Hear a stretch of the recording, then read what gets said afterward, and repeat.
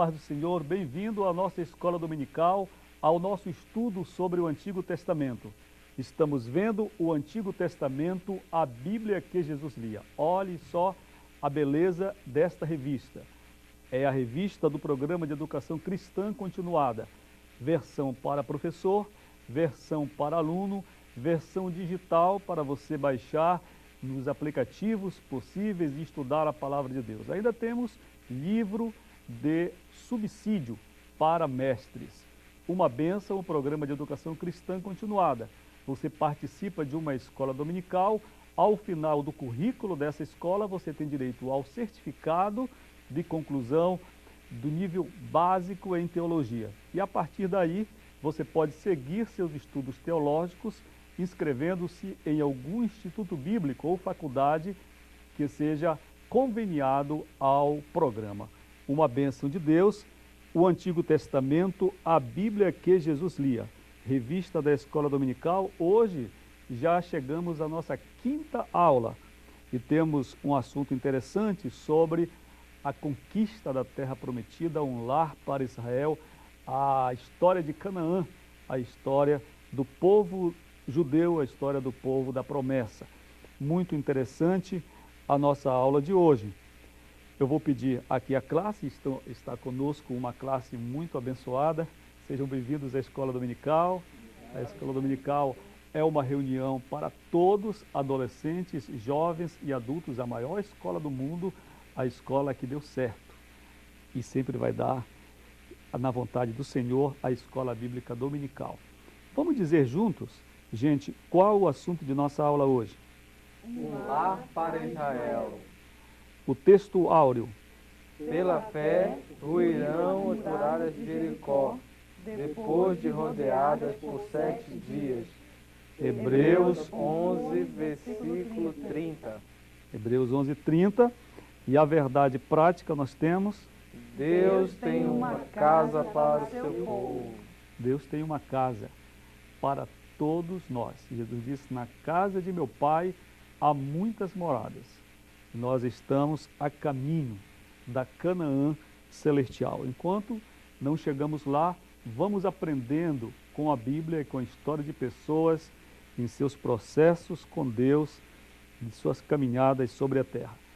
Vamos ler alguma coisa de nossa leitura bíblica. Ela está em Gênesis, capítulo 17, versículos de 5 até ao 8º. Vamos ler o verso 5. Abrão já não será o teu nome, e sim Abraão, porque por pai de numerosas nações te constituí. Far-te-ei fecundo extraordinariamente, e te farei nações, e reis procederão de ti.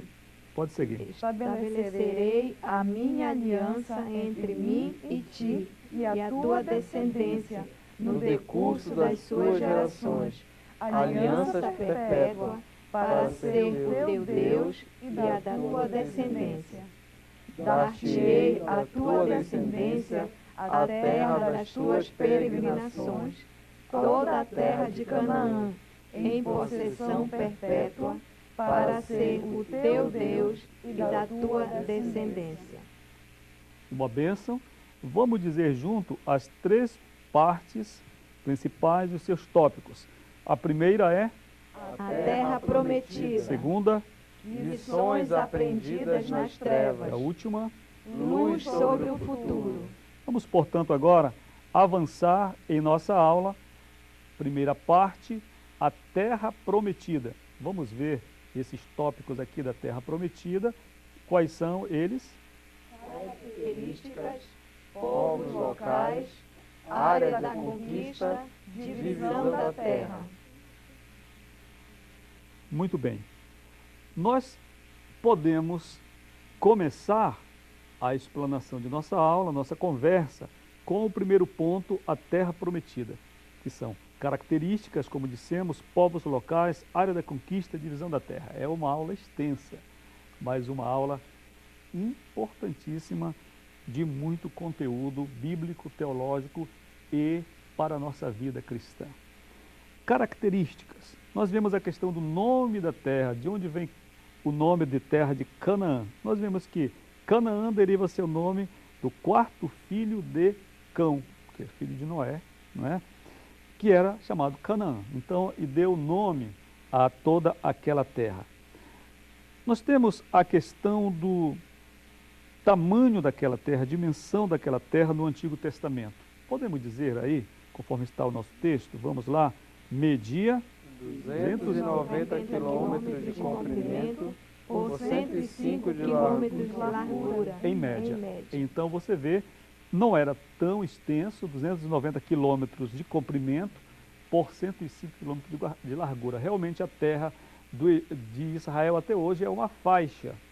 Uma faixa no sentido perpendicular. Aliás, uma das explicações para o sábado está nessa questão geográfica, porque Israel fica exatamente dentro de um meridiano. Você sabe que a cada 15 graus temos uma hora, não é? Uma hora, na divisão do fuso horário. E em Israel a hora é única, porque ele está dentro de uma faixa que coincide com um meridiano. Então, quando começava o sábado em Israel, começava para toda a nação. É diferente do Brasil, que aqui é 6 horas da manhã, por exemplo, em Manaus vai ser mais cedo, né? E em outros lugares há diferenças de fuso horário pela extensão do nosso território. Israel, sua terra. Nós temos em nossa lição uma coisa importante, uma referência importante, a questão da posição de Israel na antiguidade. Realmente, quando você olha a posição de Israel para os povos antigos, Israel sempre foi um entreposto importante do ponto de vista da economia, da geopolítica, porque Israel estava ao centro, era a passagem dessas nações aqui, ó, da antiguidade, do Egito, da Babilônia, da Síria, da Grécia e de Roma. Se você hoje apanhar um planisfério, sabe, o planisfério ele é um mapa mundi horizontal, é como se pegasse o globo e se espalhasse sobre um plano horizontal. Se você pegar um planisfério e situar Jerusalém, você vai ver que Jerusalém está no centro do mundo. E a partir de Jerusalém, você passa uma linha reta que vai passar nas principais cidades do mundo. Se você pegar o planisfério e de Jerusalém passar a reta, você vai ver que vai passar em Londres, vai passar em Paris, vai passar em Amsterdã, vai passar em Brasília, vai passar em São Paulo, porque realmente Jerusalém é o centro do mundo. Isso é muito interessante do ponto de vista daquela época, porque Israel era uma terra cobiçada. Quem dominasse Canaã, ainda é Canaã aqui, não é? A terra de Canaã, tinha uma base importante militar para todas as direções, para o Mediterrâneo, para o norte da África, vindo para o sul, para o oeste, indo para a terra dos mongóis, que é a China, não é? Enfim, a posição realmente estratégica. Apesar de Deus ter chamado Abraão, a nossa revista fala também nesse ponto aqui, é que nós vimos que a terra, todavia, apesar da sua estratégia, ela era pequena, uma faixa estreita, e Abraão ele não tinha ideia de um império, ele não queria tomar conta do mundo, como muitas vezes hoje, inclusive quando se fala em Abraão, se tem essa visão imperialista de conquista de terra e etc. Nós estamos estudando a Bíblia que Jesus lia e voltamos já.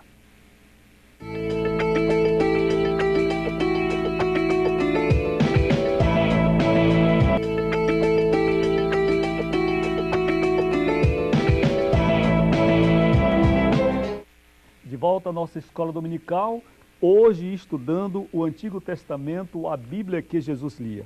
Nós estamos em nossa quinta aula desta revista, Um Lar para Israel.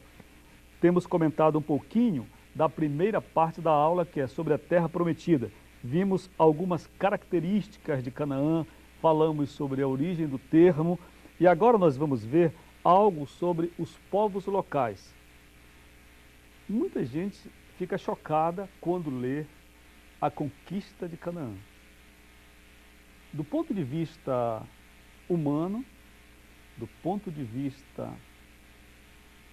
biológico, político, cultural, realmente foi um genocídio. Não tem como não dizer isso. Ok?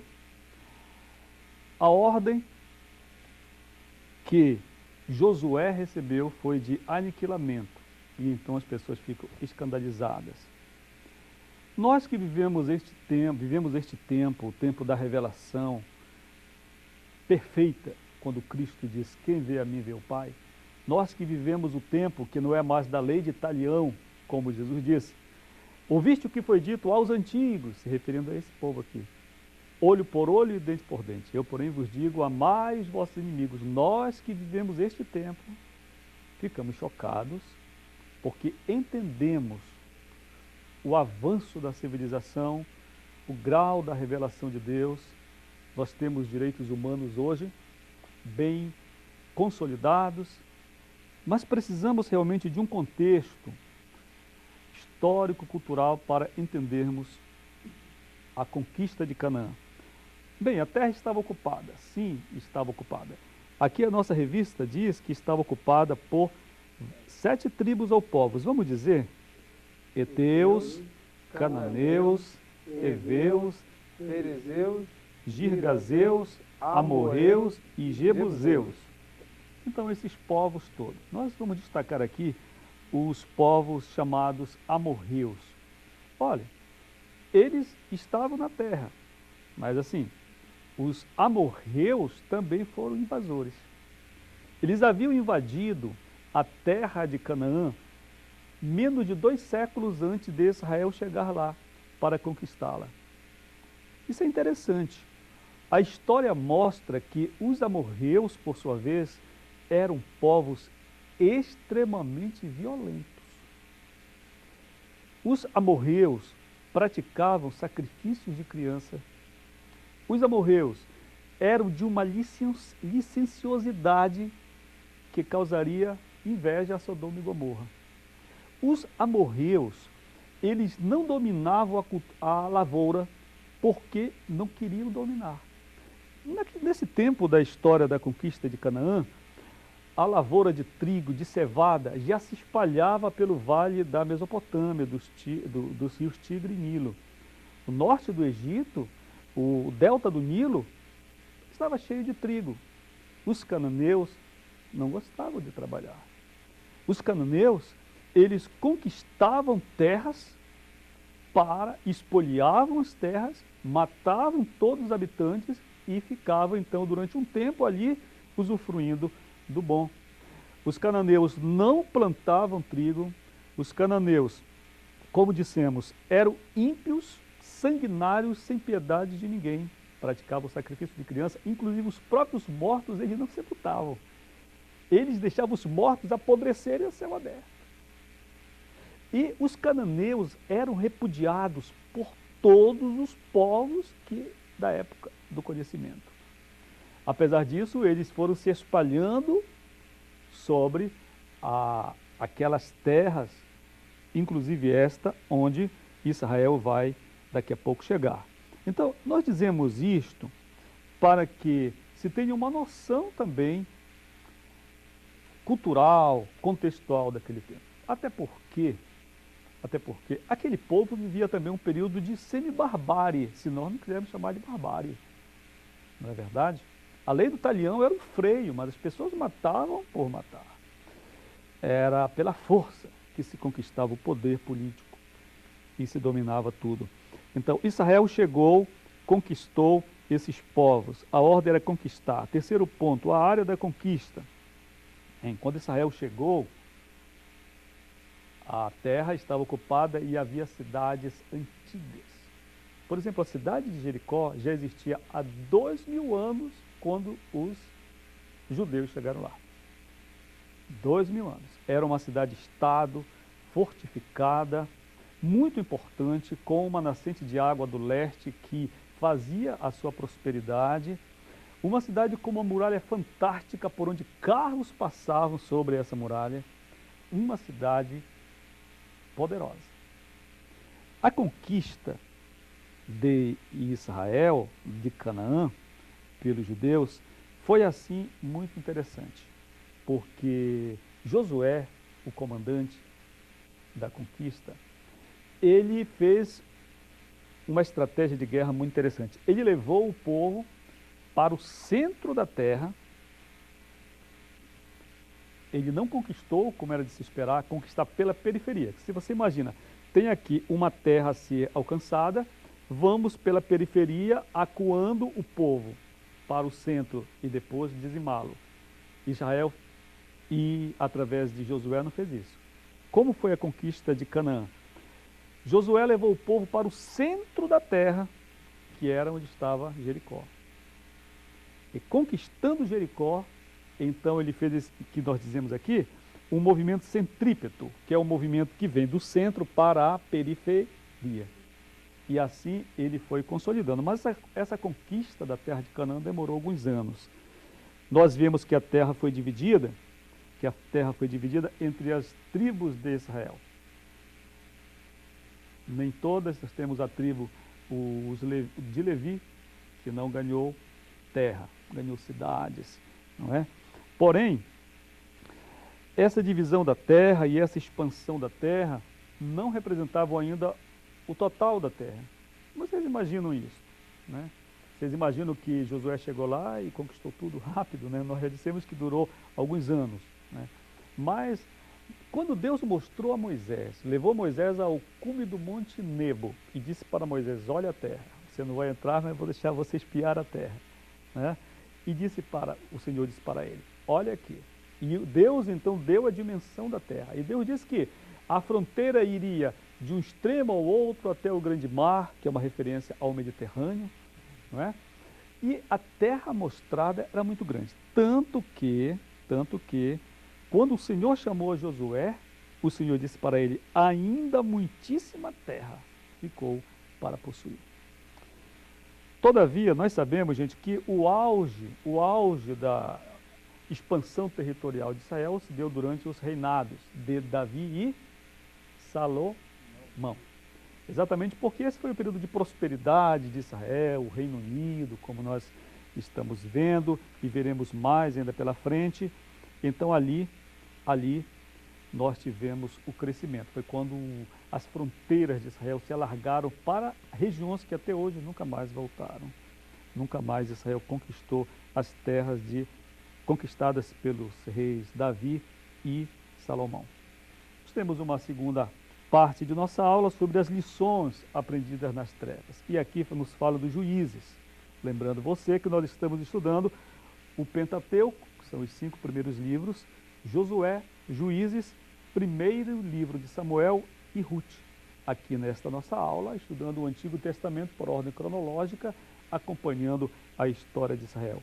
Ciclos espirituais em Juízes, nós vamos ver alguns pontos sobre ele, o pecado, o castigo, o arrependimento, o livramento, mas isso quando a gente voltar para o próximo bloco.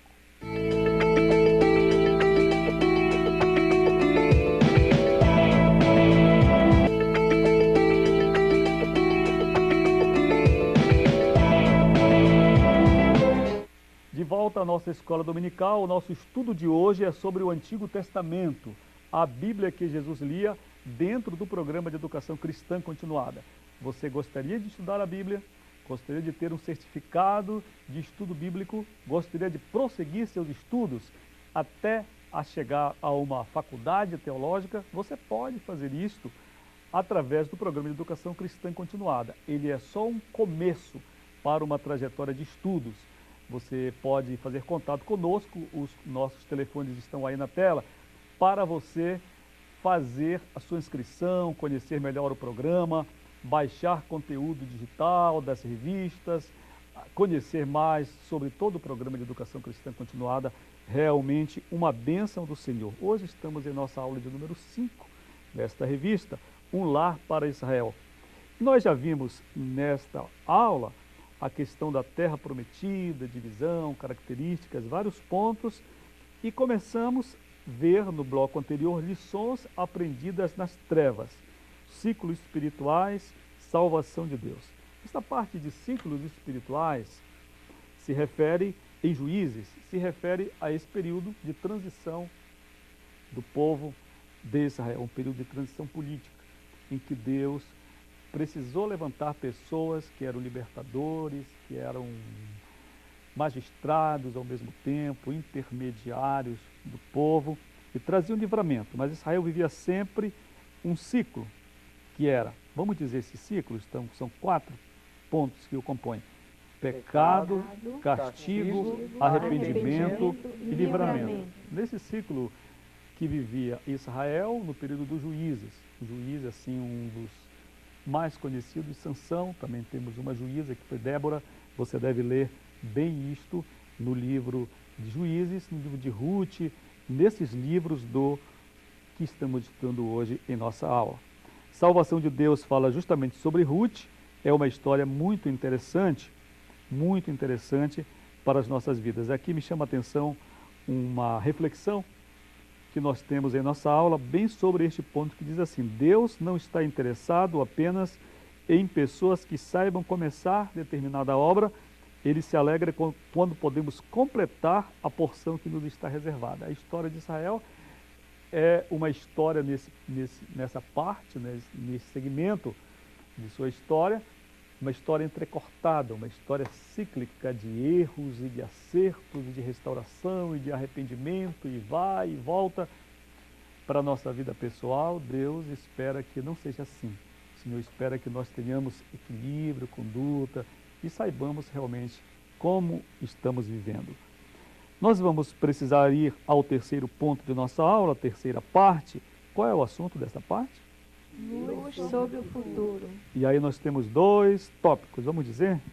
Sacerdote julgado por Deus, Deus ergue Samuel. Bem, Deus ergueu um sacerdote importante que foi Eli. Você abre a Bíblia, o Antigo Testamento, lê a história de Eli e vê que, apesar daquela condição importante de Eli, a família de Eli, os filhos de Eli, não eram nada bonzinhos, não. Os filhos de Eli cometiam verdadeiros sacrilégios perante as coisas sagradas de Deus. Eles confundiam, eles misturavam, eles vulgarizavam o que era santo e que estava sob os ofícios desse sumo sacerdote que era Eli. Por conta disso, nós vemos que Israel passou momentos difíceis, até que a Arca da Aliança, que era, como nós já vimos aqui, o símbolo da presença de Deus, foi levada, foi saqueada. Aquela expressão dita por Israel, Icabode, que significa foi-se a glória de Israel, porque a presença de Deus se é levada. Realmente representa essa expressão o que significou a retirada da arca, o roubo, a captura da Arca da Aliança para Israel. Nós vemos que os filhos de Eli, Ofni e Finéias, foram mortos nesta batalha, numa batalha que Israel travou com os filisteus. E os filisteus eram um povo fronteiriço a Israel, que deu muita dor de cabeça. Aliás, essa questão deles não terem feito o que Deus tinha dito, que era o extermínio, aqui sem nem uma questão de direitos humanos, estou falando do ponto de vista teológico da interpretação da Bíblia. Para eles, para o povo judeu, naquele tempo, naquele contexto, pelas circunstâncias históricas, como nós já conversamos sobre como era a vida na antiguidade, causou graves embaraços, porque Israel viveu com esse vizinho. Os filisteus vêm sobre ti, gritavam, gritavam para Sansão, porque os filisteus fizeram muito estrago na comunidade de Israel. Bem, depois que Ofni e Finéias foram mortos na batalha, a notícia dessa morte, da retirada da Arca da Aliança, da captura da Arca, fez com que também Eli caísse da cadeira, quebrasse o pescoço e morresse. É um fim tão trágico para alguém que Deus ergueu. E isso é uma advertência para nós. Nós que somos crentes, ou quem sabe você até um pastor, um ministro de Deus, não é? Cuide bem das coisas do Senhor, de sua família, trate as coisas santas com respeito, porque quebrar o pescoço pode significar realmente o fim. E isto, se você entender também pelo aspecto simbólico e espiritual. Deus precisou erguer um profeta que foi Samuel. Samuel, ele é assim, não está classificado como patriarca, mas ele é uma pessoa de altíssima importância para Israel. Deus ergueu o profeta Samuel. O profeta Samuel conclamou todo o povo para uma reunião, para uma assembleia lá em Mispa. E ali ele foi levar o povo ao arrependimento. Ele foi dizer, olha, vocês estão errados, quebraram os mandamentos, vamos nos consertar. O povo se consertou, daqui a pouco os filisteus chegaram de novo, mas quando o inimigo chega, o que você acha, Jadiel? Quando o inimigo chega e encontra o cristão restaurado, o que vai acontecer? Ele morre, é superado, é vencido. Exatamente. Se ele vem por um caminho, foge por 7. Né? Foge por 7, né? Então os filisteus estavam muito acostumados com aquele Israel quebrado, né? Mas agora com um profeta, com um homem de Deus, quando há um homem de Deus na condução de uma igreja, quando há um homem de Deus na condução de uma família, o povo é forte, espiritualmente forte, o diabo corre. Então, Deus ergueu o profeta Samuel e ele foi um líder exemplar. Ele levou o povo à restauração espiritual. Ele fundou escolas de música e de adoração para ensinar os jovens, as novas gerações de Israel, o caminho de Deus. E Davi frequentou a escola de Samuel lá em Ramá. E é provável que os nossos salmos, muitos deles tenham sido escritos lá, na casa de Samuel, através da escola que ele criou em Ramá. Então, você está gostando de nossa aula? E vocês aqui? Como é que está sendo a nossa aula? Estão gostando de estudar o Antigo Testamento, segundo a ordem cronológica? Uma bênção de Deus, não é? Então, obrigado, muito obrigado mesmo pela sua companhia. Até a nossa próxima aula.